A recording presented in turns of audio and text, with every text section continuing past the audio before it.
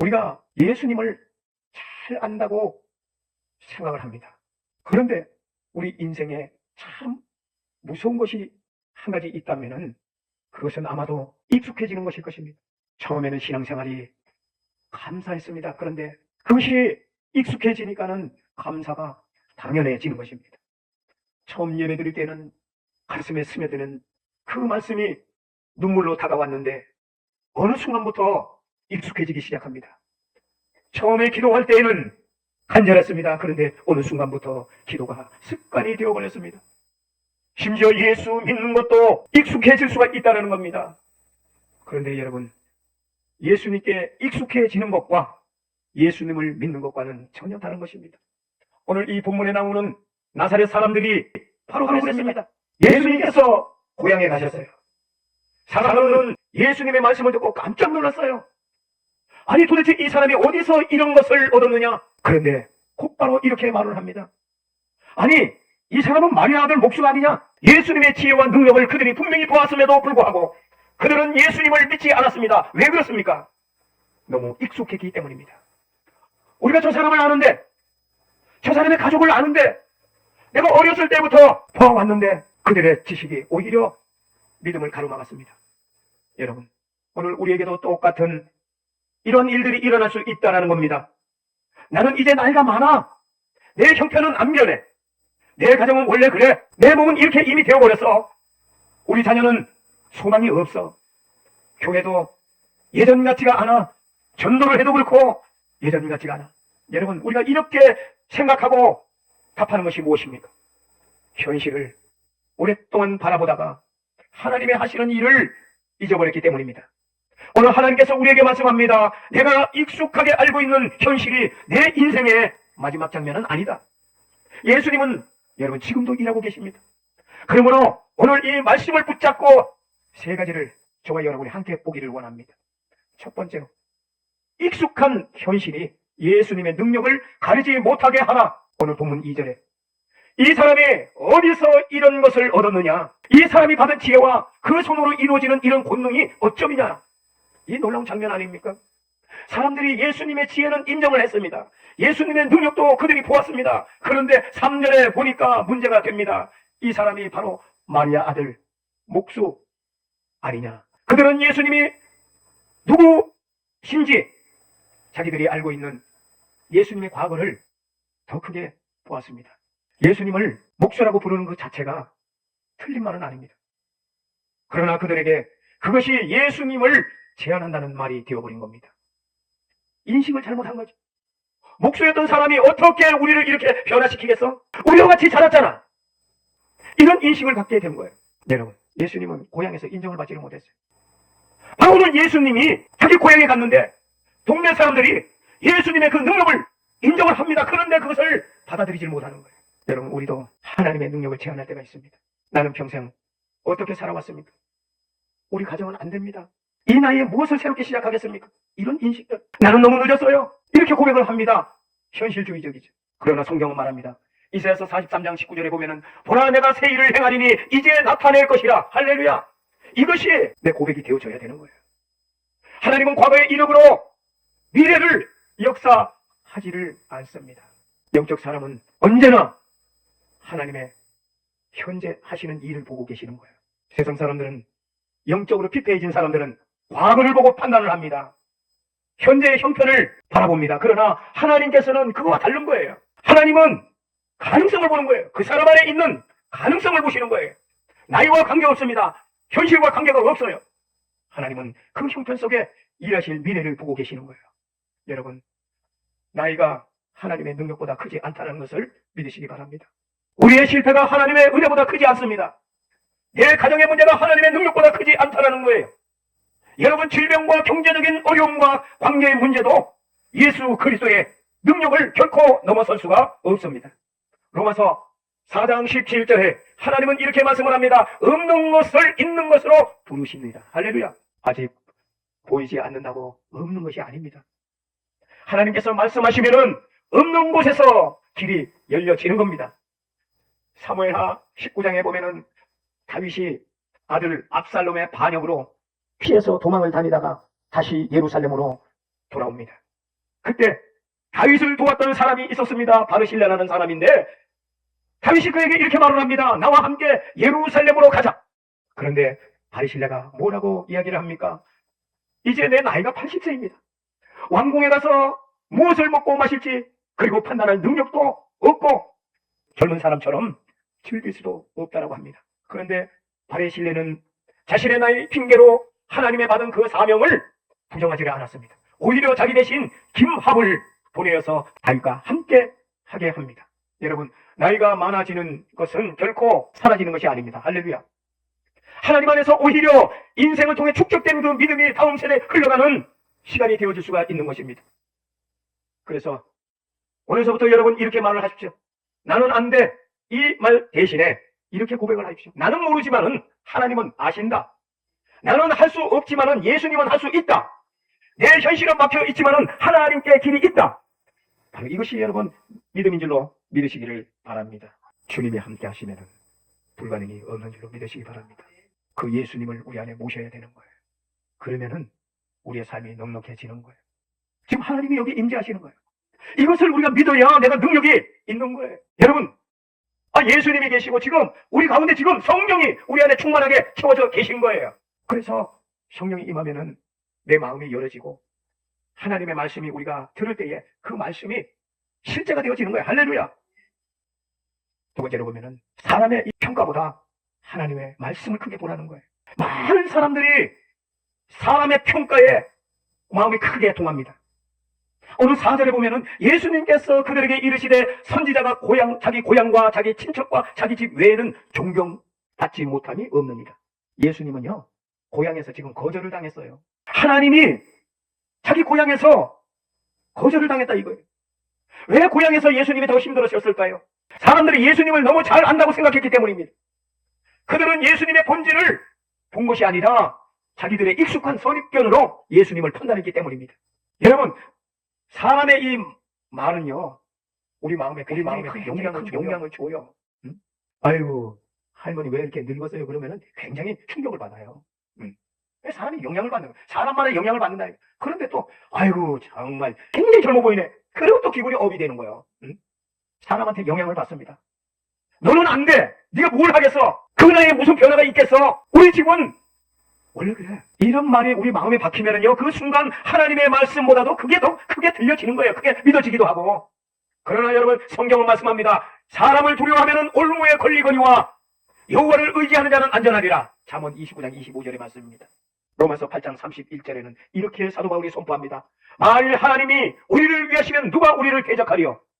사람의 평가가 여러분의 정체성을 결코 결정하지 못한다는 거예요. 사람이 실패자라고 해도 하나님께서 다시 세우시면 우리는 일어날 수가 있습니다. 아무리 내 형편이 어렵다 할지라도 세상 사람들이 그러면 너는 끝났어 할지라도 하나님께서 시작하시면 새 길이 분명히 열어집니다. 사람이 버렸다고 해도 하나님께서 붙으시면 다시 살아납니다. 할렐루야. 여러분 사람은요 끝이 중요한 거예요.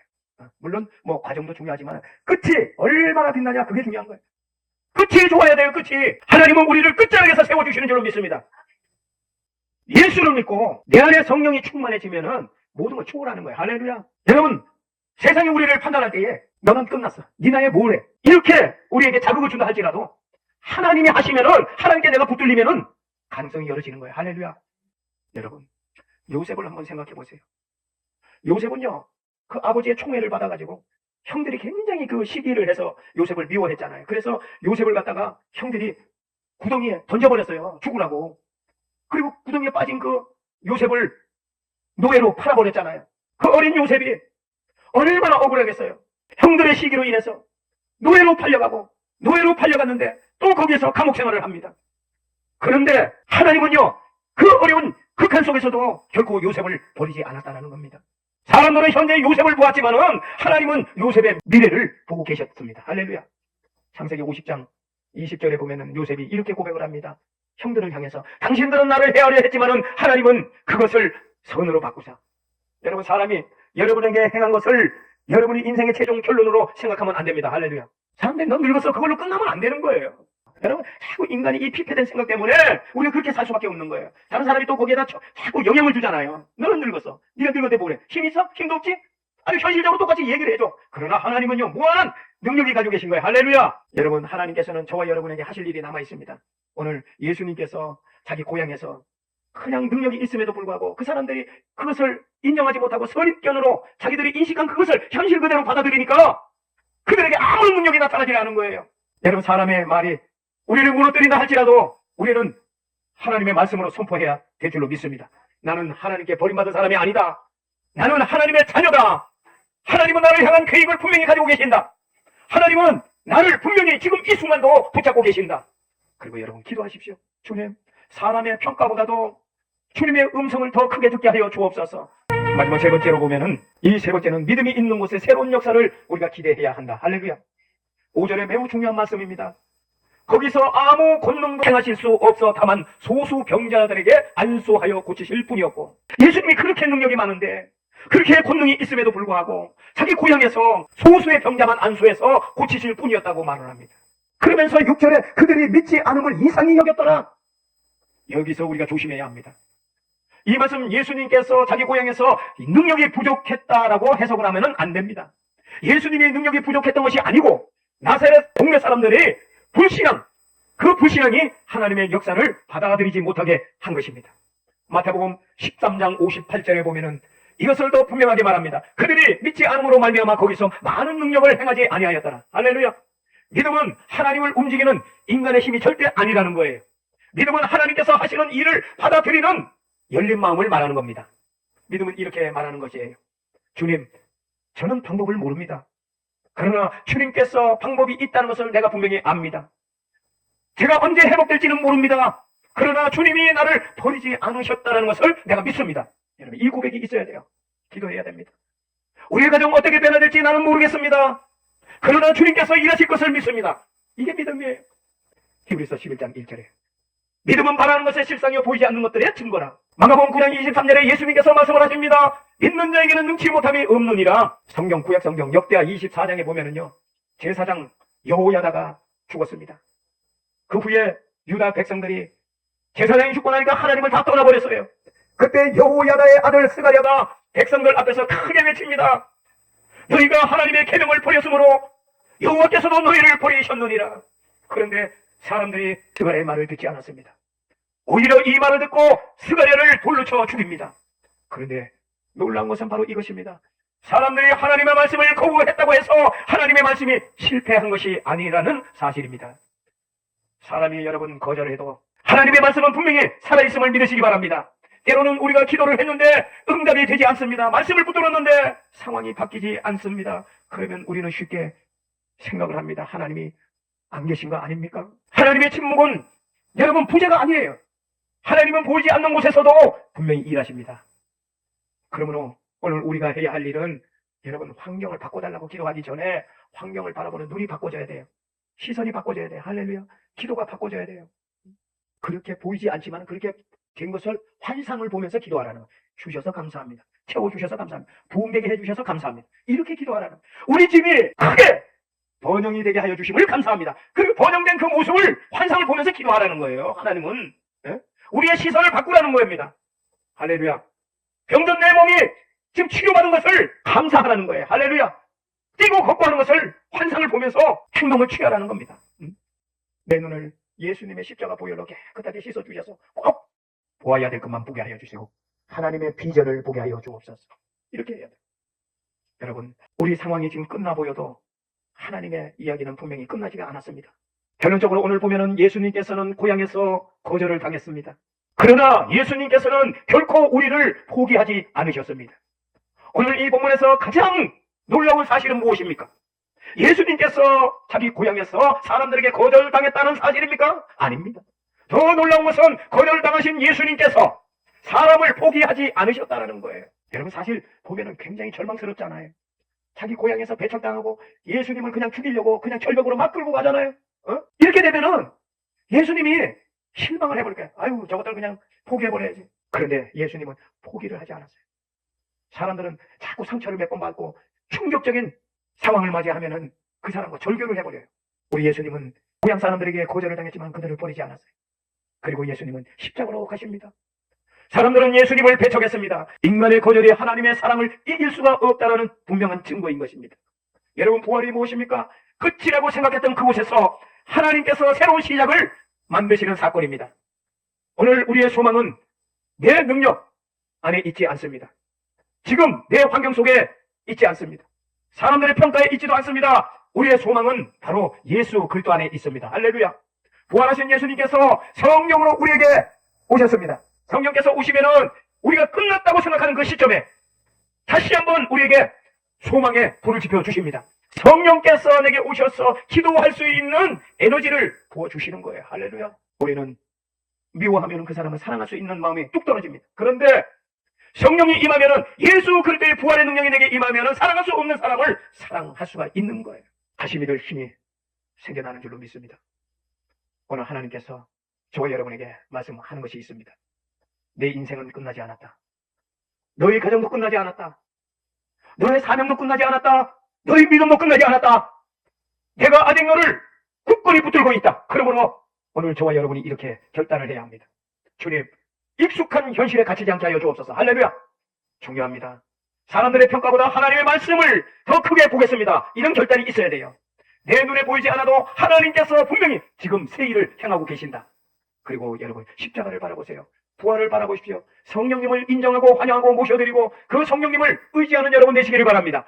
우리의 내일은 우리의 과거가 결정하는 것이 아니라 우리와 함께 하시는 바로 예수 그리스도께서 결정하시는 줄로 믿습니다.